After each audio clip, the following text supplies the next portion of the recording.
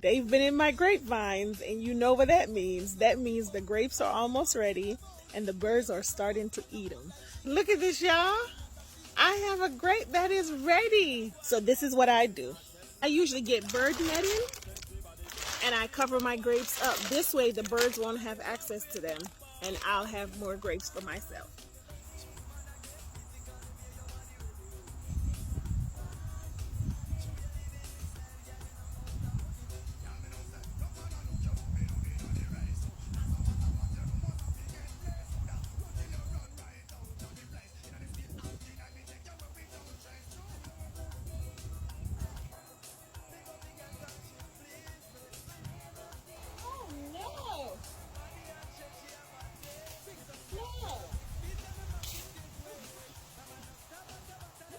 You want to do, huh? Yeah.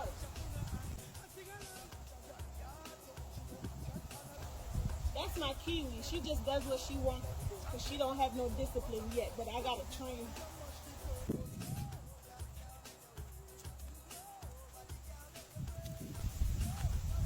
Ta-da!